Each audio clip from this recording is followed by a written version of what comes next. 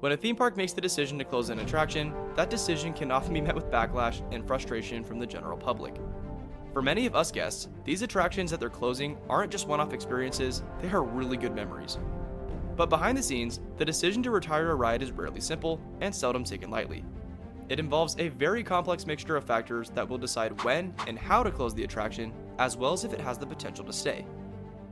In this video, we are taking a look into these factors and learning the real reasons why we often lose some of our favorite rides. Welcome to our newest series, Theme Park Tactics, with episode 1, when theme parks decide to close an attraction.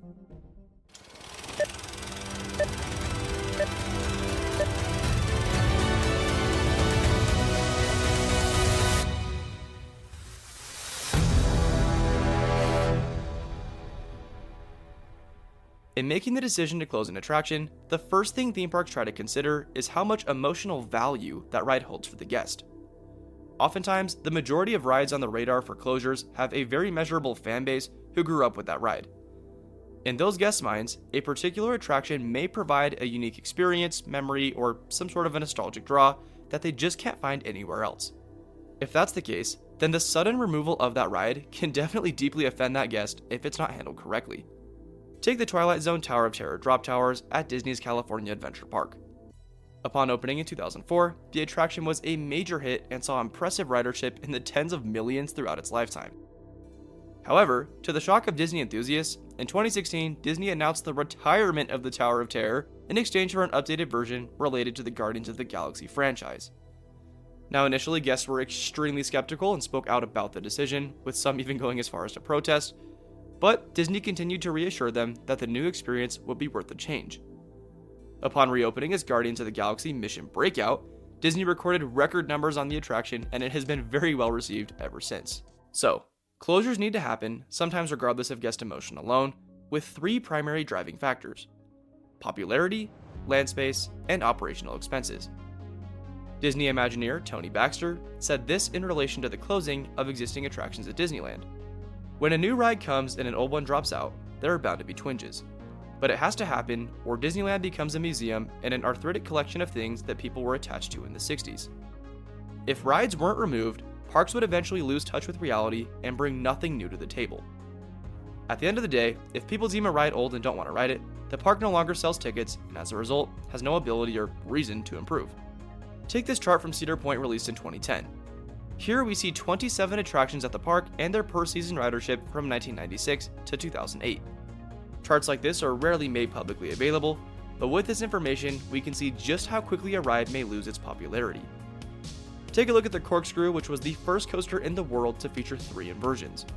In 1996, the ride received roughly 1.7 million riders, but lost an average of 60,000 riders per season following.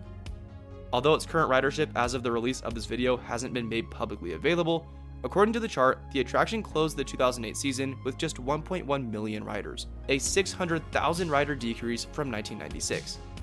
Today, the ride does continue to operate, but enthusiasts often worry of its potential removal in the years to come.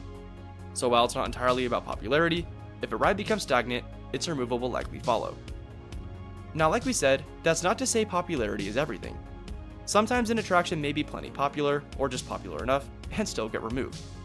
Why?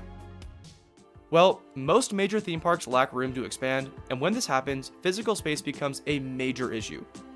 Universal Studios in Florida ran into this problem back in 2012 when they closed their iconic ride experiences, Jaws and Dragon Challenge, to be replaced with the Wizarding World of Harry Potter. Jaws and Dragon Challenge were beloved fan favorites of Universal visitors, but the potential to create a new experience with the Harry Potter franchise far outweighed the desire to keep the 2 attractions around.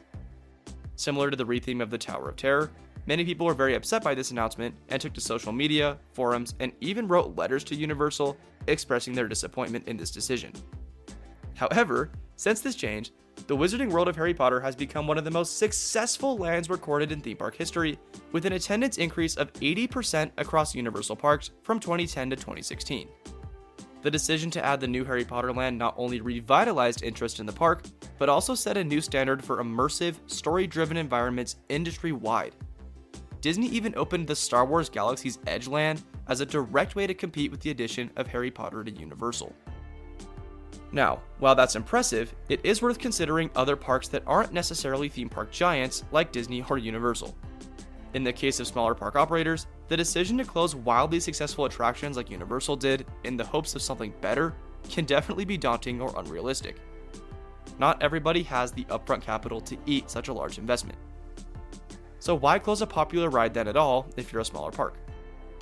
Well, the final nail in the coffin purely comes down to something you may have thought about, and that is operational costs. Now hear me out. As described once again by Tony Baxter, and this is true of all theme and amusement parks, every time you add a new attraction, the cost of operating the park becomes more expensive. In that regard, if a smaller park opens up a new ride, something has to be done to offset that cost. And the solution is usually the closure of one or more attractions. The family-owned theme park Phantasiana in Austria recently did this with the addition of their newest roller coaster, Helios. Helios has single-handedly been the park's most expensive attraction to date at $8 million US. And as a result, Phantasiana was forced to close and demolish their former roller coaster, the Wild Train. This can be hard for both guests and the park alike, but if theme parks do their proper research, a well-executed closure plan can definitely yield amazing results. When Disneyland's beloved Country Bear Jamboree closed in 2001 to make room for the many adventures of Winnie the Pooh, 3 of the original Jamboree animatronics were actually kept and placed on a rear wall within the new attraction. They are still there today and serve as a fun way to preserve those early memories many guests have with the Jamboree. And, just up the road from Disneyland, Colossus at Six Flags Magic Mountain was another beloved attraction that was removed to make way for an updated version of itself, Twisted Colossus. If you look closely, Six Flags actually left a part of the original Colossus roller coaster track standing beneath the Twisted Colossus first drops as a tribute to the former ride. Sometimes, parks may even sell off pieces of an attraction. When Vortex at Kings Island closed, parts of its rails were sliced into 1.5-inch segments and sold for $200 a piece. It may seem small, but these simple and little inclusions can mean the world to a guest visiting a theme park and can give them the chance to share a memory or experience with their loved ones that they otherwise couldn't have. And so, when you put it that way, it really just comes down to theme parks being able to stay relevant and up to date while maintaining their originality and nostalgic values. As guests of these parks, we should remember that when an attraction closes, it is likely so that we can create new memories, not destroy the old ones.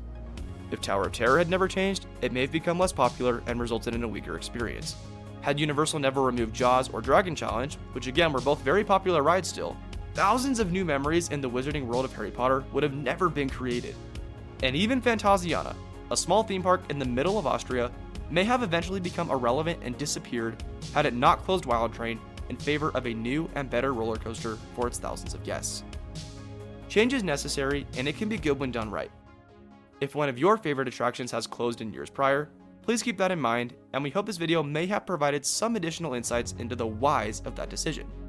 As we start this series, our goal is to teach ourselves and you guys the ins and outs of theme park design, so if you're ready for more videos like this, please hit that subscribe button.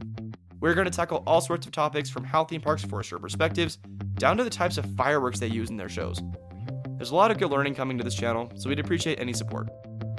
Until then, stay tuned until next Thursday for another one, and we'll see you all there. See ya.